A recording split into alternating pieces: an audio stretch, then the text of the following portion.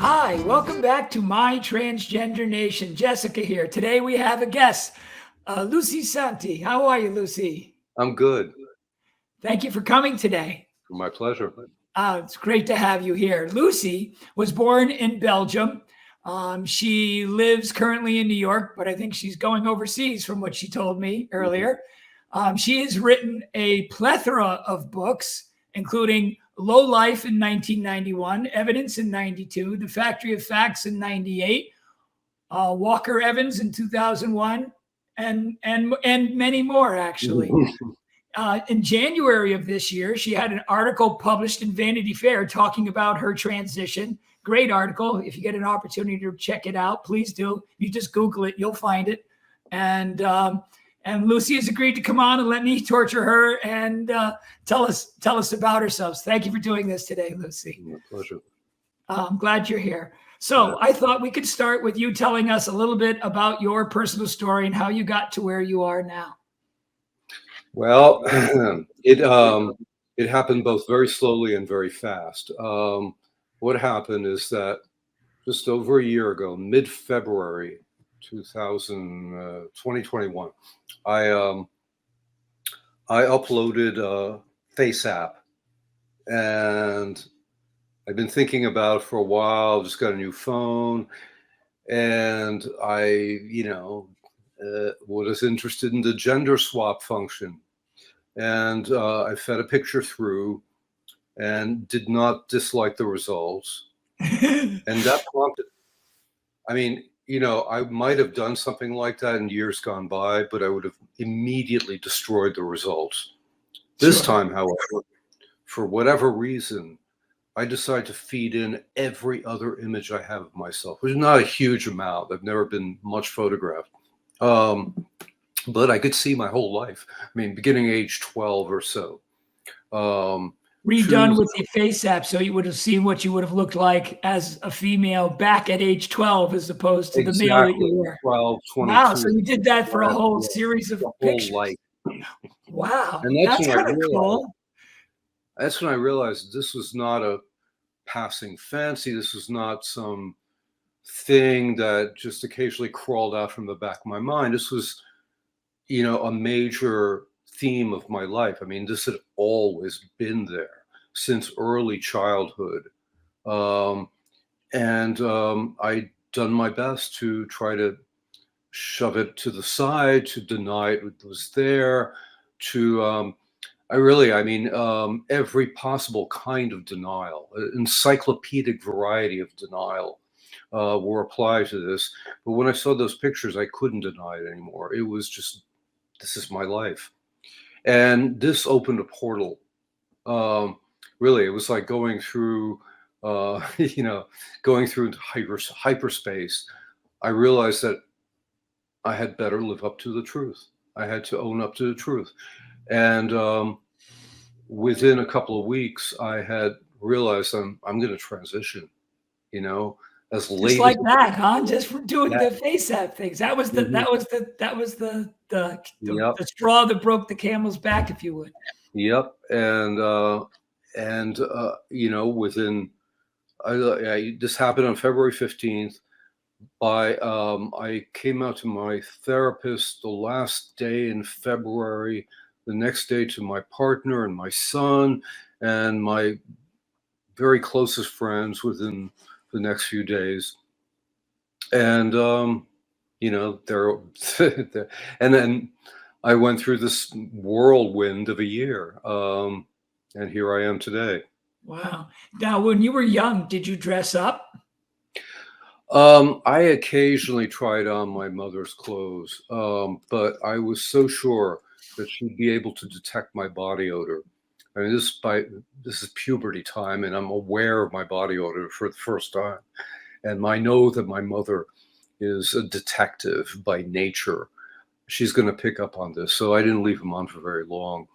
And in general, in my life, I may have dressed up in private a dozen times, not more than that, because, and I realized in retrospect that it was because I knew once I did it, I was gone. That was it. I was perpetually afraid of my transgender nature and tried to keep it so much under wraps and under clamps that I would avoid any occasions for indulging in it. Not, even like drag as a goof or something. I wouldn't go near it. Yeah. Wow. Now, in your Vanity Fair article, you talked about coming out to your partner. But I don't remember from the article that you talked about like what the end result was with your partner. I mean, after you did come out, I got the impression that it wasn't greatly received, and it sounded like that was going to be the demise of your relationship. So, are you friends with your partner at this point? Yeah, I mean, we have broken up romantically, Yeah. but we're still deep in each other's lives. I mean, the relationship was complicated to begin with. We were together for almost 15 years. But, we didn't always live together, and she has an apartment in the city. I'm up here in Kingston. And we did spend a really happy year locked down with Corona. We didn't have Corona, but during the lockdown. But anyway, in any event, it did break us up. And that's because, and it took me a long time to understand this, but the point was, it's not so much that I'm trans that drove her off. It's that we had kind of complete access to one another, and I'd been hiding something. And so the trust basis of our relationship suffered a major ding. You know what I mean? I understand. I have gotten that same response from family members, like, "Well, why didn't you tell me?" I'm like, and my response always has been, "Well, I hadn't told myself, so it's kind of hard to tell you something that I hadn't told myself yet." If I can't understand it, how are you going to understand it? Yes. Yeah, I had a cousin who was like so upset. I told him the whole story, and how young I was when I knew. Why didn't you share that with me? You felt like you're betrayed because I hadn't shared it. It's like, it's like, I don't understand, So she didn't get that you didn't understand it, so you couldn't share it, right? I mean, she understood it, but it still was felt still betrayed. the basis, the foundation of our relationship was in some ways compromised. We still love one another. Yeah, sure. Yeah.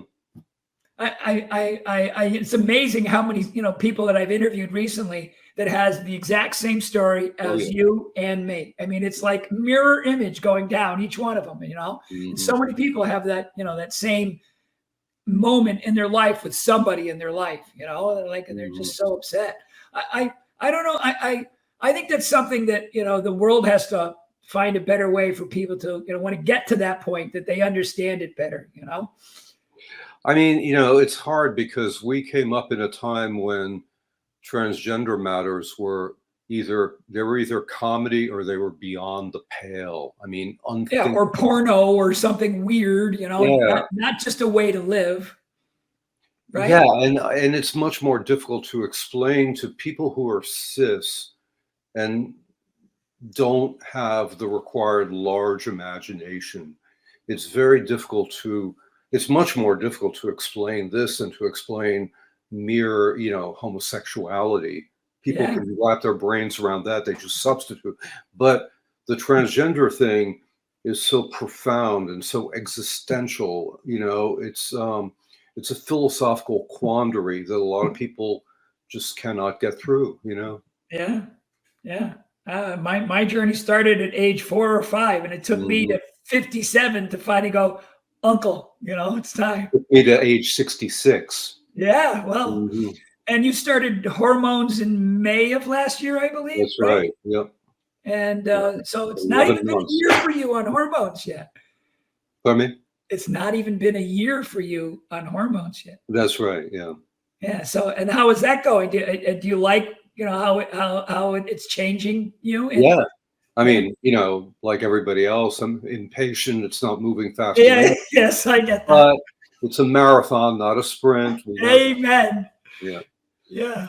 Yeah. But it's a lot of fun too. I think it's you're on a ride, and you really, as much as you're impatient, you should enjoy the ride as well, Yeah. For sure. So, what would you say to somebody who is older, like both of us, who wants to go through the transition, and like us, scared to death, doesn't believe they can do it. What would you be your, initial words of advice for them? I would say go for it. I mean, if you even suspect it's probably, excuse me, if you even suspect it's probably true, especially for people our age. Yeah. Maybe the young have this popular culture and they're swayed momentarily, etc. But if you're over the age of like 40 and you're thinking that you might be trans, you probably are trans. And the thing to remember is that, this will bring you joy like you've never experienced, really. I mean, it's a special kind of happiness I've never imagined, really. Yeah. And self-confidence and a changed attitude toward the world. I mean, for me, it's astounding how, I mean, I'm not going to say it's all hormones, because I think a lot of it is just the fact that I no longer have a big secret, which I was Yeah. protecting all those years. But I'm about 5,000 times more social than I ever was before. Were you an introvert? Would you, for the most Oh, part? very, very much. Yeah. And now I you're mean, not. yeah. Well, I mean, it's weird because I was very isolated as a kid because I was an only child with no first cousins. And furthermore, an immigrant child, and at a time when there were no other immigrant children. This was the early 60s. Wasn't a lot of immigration. I was the weirdo in 4 counties, and so I was sort of alienated from my peers and my family and everybody, and this was a component of that alienation. And I never knew any kind of social integration. I mean, I didn't meet my people until I went to college. But even then, I realized that I'm still friends with almost all those people now. And many of them, these old friends of mine who have been friends with for almost 50 years in some of these cases, were the most shocked and appalled because they thought they knew me down to the ground. Yes. Mm-hmm. Similar reaction to like your partner. Why didn't you tell me? How could this possibly be? Well, they weren't like You're that. a man's man, But, yeah, but it's like those people for whom I stood in their mind as a kind of alter ego because we'd been through all this stuff together in the 70s, 80s, etc. Yeah. I'm no longer an alter ego because now I'm someone else. Ooh, but you're not. I'm not You're someone. still I you. am and I'm not. Yeah. So, do you have any that you are still friends with that now see the new you and say that they like the new you as opposed to the old you? Oh yeah. Oh, definitely. Yeah. Especially my women friends. They've been fantastic. They've really come through. But do they see the difference, right? Yeah. Oh, definitely. I mean, people tell me all the time about how I've changed, not just outwardly, but inwardly as well. Yeah. Mm-hmm. For the better, I would guess, is what they say, right? Yeah, that's what I get all the time. They go, "Oh, the new you's pretty cool. I like you." Even my sister says that. She goes, we always had a good relationship. She goes, but you were always just, there was something you were always holding back. Mm-hmm. Now you don't anymore. Yep. Which is I was crippled by self-consciousness. Yeah. I couldn't do anything but without watching myself do it and watching myself watch myself do, and a lot of that paraphernalia is just gone. Yeah. I used to hate looking in a mirror. And now I can't get enough of a mirror. Well, I mean, and it's like a kind of, it's like, I like to look at the way I'm looking, blah, blah, but a lot of it is like checking the mirror to make sure I'm still here. I have it's a reality check in some ways, right? I'm sorry? It's a reality check in some ways. Yeah, exactly. Yeah, totally. Yeah, I know. To me, it's like I'm living the best dream possible now. Mm-hmm. I like that a lot. So, what are your plans for the future? What are you going to do with your transition? Are you planning to, just live I'm life? writing a book. I'm writing a book. Another book. Yeah, I'm writing a book about transition. Oh, Yeah. excellent. And you You know, want a to help me lot in of the right mind? it, a So, lot which, of it is I'm writing about just I'm just fascinated by the mechanics of denial. You know, this vast system.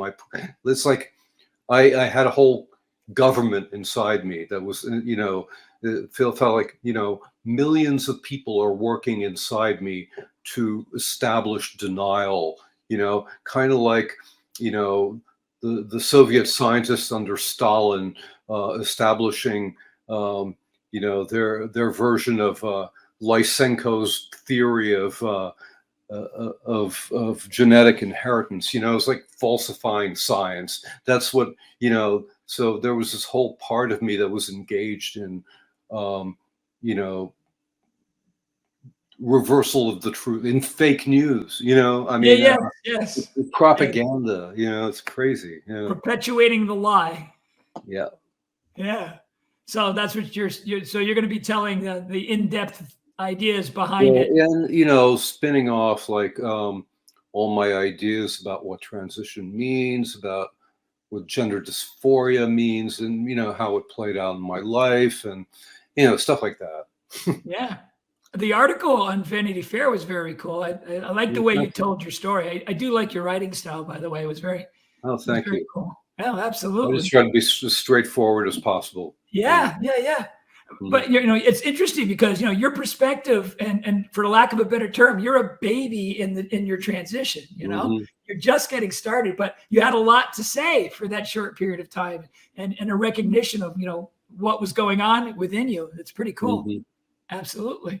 yeah. So I look forward to seeing your book when it comes out Well, for thank sure. you. So I think you said you were planning to go overseas soon. Is that Yeah. yeah? Well, I'm going to visit my son, who's a student, he's doing a semester in Berlin, and we're going to rent a car and go to Belgium, where I'm from, and and then visit some historic sites because he's a history nerd. Oh, there you go. And that was just spring breaks, and I hang around Paris for a while, and I'm There you just go. like far niente, just vacation, and then I go on a book tour in Spain, which is going to be Wow. fascinating. I'm sort Now of you were a semi-big professor. in Spain. You were a professor at Bard College since what, 99, I believe it is? 99. I'm retired from teaching now, although I'm still affiliated with the college. Oh, okay. Mhm. So you're all done with that. So just Yeah. writing books and writing articles on Vanity Fair from here out. There you go. Well, I actually have a student conference this afternoon, so I'm not Not entirely. quite done. Yeah, Not quite done. There you yeah. go. Very cool indeed. Well, it sounds like you have a full schedule and you're loving life. And I wish you all the luck in the world with your transition as it moves forward and you get to explore it more and more. It is, as you said, it's a marathon, not a Mhm. sprint. But enjoy the ride. Make sure you enjoy the ride. Thanks a lot. All right. So do you have any final words for our guests who are listening to us go on here before we wrap this up? Anything you'd like to say to them? Oh, gee, just enjoy your lives, enjoy yourselves. Don't listen to the bad voices out there, and keep the faith, as There you Adam go. Powell used to say. Yeah. Yeah. Great words. Thank you. Excellent. Well, thank you for joining us today, Lucy. This has been a great conversation. I really Thank you, appreciate you Preston. taking the time. Mhm. And for all of you out there, thank you for watching today. If you haven't already, please like and subscribe to our YouTube channel.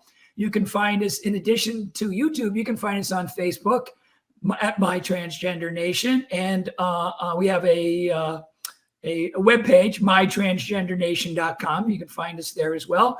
We have a lot of good supporting information on our website. And if you have any ideas for upcoming interviews or subjects that you would like us to broach, please send us a message. Let us know your thoughts. We'll do our best to accommodate you. Thank you again for watching, and we'll see you real soon. Thank you.